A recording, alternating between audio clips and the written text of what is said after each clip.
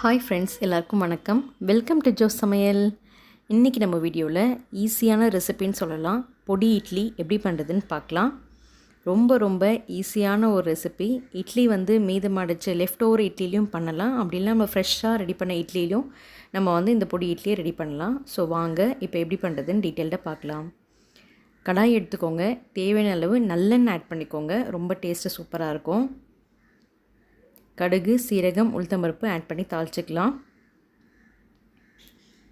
கடுகு நல்லா பொரிஞ்சு வரட்டும்.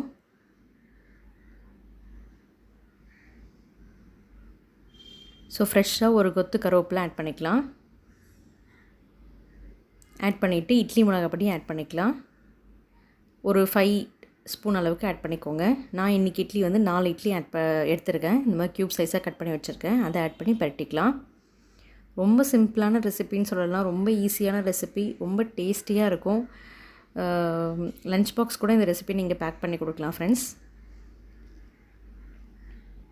இந்த பொடி இட்லிக்கு சைட் டிஷ் கோகனட் சட்னி, கார சட்னி அதெல்லாம் சூப்பராக இருக்கும். இல்லை எதுவுமே இல்லைனாலும் நம்ம வெறுமனே கூட சாப்பிட்லாம், சூப்பராக இருக்கும். இப்போ ஃபைனலாக நெய் ஆட் பண்ணிக்கலாம்.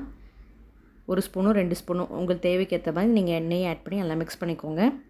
இன்னும் உங்களுக்கு ஸ்பைஸியாக வேணும்னா நீங்கள் இட்லி பொடி எக்ஸ்ட்ரா கூட நீங்கள் ஆட் பண்ணிக்கோங்க. ஸோ அது நம்மளோட விருப்பம் தான். ஸோ ஃபைனலாக நம்மளோட பொடி இட்லி, பொடி இட்லி சூப்பராக ரெடி ஆகிடுச்சு ஃப்ரெண்ட்ஸ். இந்த ரெசிபி உங்கள் எல்லாருக்கும் பிடிச்சிருந்தால் லைக் பண்ணுங்கள். இன்னும் நீங்கள் என் சேனலை சப்ஸ்கிரைப் பண்ணலாம், சப்ஸ்கிரைப் பண்ணி வச்சுக்கோங்க. கூடவே பெல் ஐக்கான் ஆல் அப்படின்ற ஆப்ஷனை கிளிக் பண்ணி வச்சுக்கோங்க. தேங்க்ஸ் ஃபார் வாட்சிங். தேங்க்யூ.